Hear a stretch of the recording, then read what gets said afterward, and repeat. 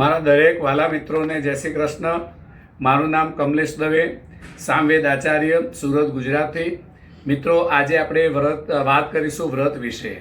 ગઈકાલે આપણે એકાદશીનું મહાત્મ્ય સમજી ગયા હતા અને સફલા એકાદશી જરૂર કરજો કે તમારા કામ સફળ થાય એના માટે। તો વ્રત ઉપવાસ શા માટે કરવા જોઈએ, વ્રત શું અને ઉપવાસ શું? તો વ્રત એટલે કે આપણે એક ટાઈમ ભોજન કરીએ અને એક ટાઈમ ફરાળ કરીએ અથવા ન પણ કરીએ તો એનું નામ છે વ્રત। અને ઉપવાસ એટલે કે આપણે સવારે અને સાંજે બંને ટાઈમ ફરાળ કરીએ અથવા એકલા ફળ ખાઈએ અથવા પાણી ઉપર રહીએ અથવા બીના કંઈ પણ ખાધા વગર રહીએ તો એનું નામ છે ઉપવાસ। આ બંનેમાં આટલો ફરક છે।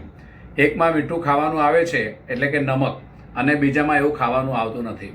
તો એ વ્રત ઉપવાસ આપણે એટલા માટે કરવા જોઈએ કે જાણતા અજાણતા આપણાથી ઘણીવાર પાપ થઈ જાય છે, તો એ પાપનું નિવારણ થાય।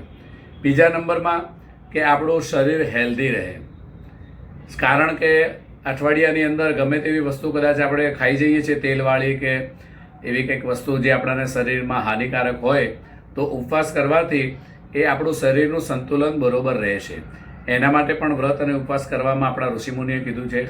ત્રીજા નંબરમાં કે આપણે વ્રત કરીએ ને તો એ દિવસ આખો દિવસ આપણું ધ્યાન કંઈક ના કંઈક સમય સંજોગે ભગવાનની અંદર મન લાગે છે।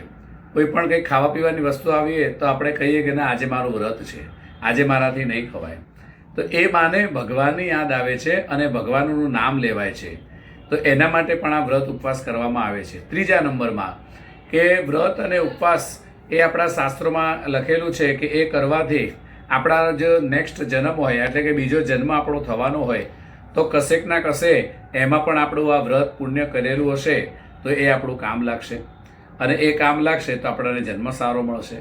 દાખલા તરીકે એક હસવાની વાત છે, જેમ આપણે અહીંયા આગળ બહાર કશે જવું હોય તો ફ્લાઇટમાં બેસીને તો ત્યાં આગળ તમને પૂછે કે ભાઈ આધાર કાર્ડ છે, પાન કાર્ડ છે, ટિકિટ છે, આ છે, તે છે, બધું કહીએ હા, તો એ દરવાજો આપણા માટે ખુલ્લો હોય છે અને આપણે એમાં કહીએ, આપણાને કહેવામાં આવે છે કે તમે હવે જાઓ।